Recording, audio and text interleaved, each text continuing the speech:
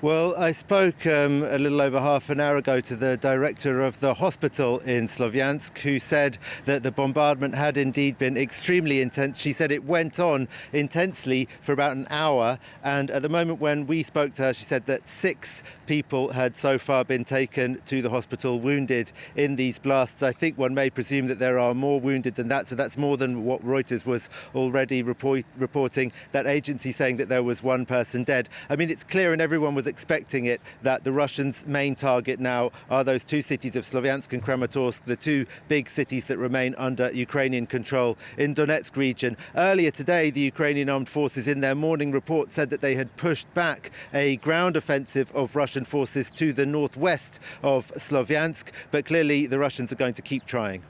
Russians are going to keep trying, and the Russians claiming that they've hit the city of Kharkiv with high-precision weapons in the last 24 hours, killing up to 150 servicemen. That's a claim from Moscow, Gulliver.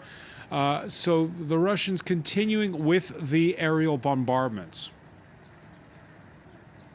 Yes, I haven't heard about those attacks on Kharkiv. It's true that Ukrainian authorities are much more reticent to report when it is servicemen who have been killed by these long-range strikes in large numbers. They have done sometimes, such as, for example, a bit more than a month ago when a military base in the region of Chernihiv was hit by a long-range strike. But I haven't seen communications about this strike on Kharkiv. What I have heard about today in terms of strikes that have been taking place away from that main front line in Donetsk region is attacks across the border coming from Russia, missiles striking the northern and northeastern parts of Sumy and Chernihiv regions. Though the press spokesman for Ukraine's border guard says that although these attacks of reasonably short-range missiles being struck across the border into those regions are happening pretty regularly, he doesn't see signs of the Russians preparing a ground offensive on those regions. Yeah, so the Ukrainians on the defensive in the Donbass, but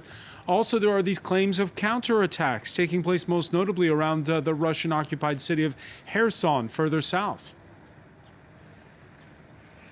Yes, the Ukrainians are making quite a lot of these counterattacks that they are staging, but we're not seeing large swathes of territory being taken back by Ukrainian forces, and by both the Ukrainians and what the Ukrainians and the Russians are saying. The bulk of both countries' military might is concentrated in the east of the country, but it's always worth remembering that there's a vast swathe of southern Ukraine which is currently occupied by Russia, which is not part of Russia's stated objective to take control of just the Donbass region. And of course, Ukraine absolutely wants to regain control of those regions. There are also reports of partisan warfare and people staging, blowing up, for example, the vehicles or buildings, attempting to target the occupying powers. Ukrainian partisans there trying to mount some kind of resistance from within those territories. But of course, it's extremely difficult because supporters of Ukraine, even just people who go to demonstrations or write something in support